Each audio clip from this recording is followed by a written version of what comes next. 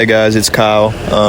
Today we're going to be looking at a system while it's running in heat mode. We're going to be checking the pressures and the amps on the motor and the compressor. Now we're at the indoor air handler. We're going to be checking the amps on the heat strips.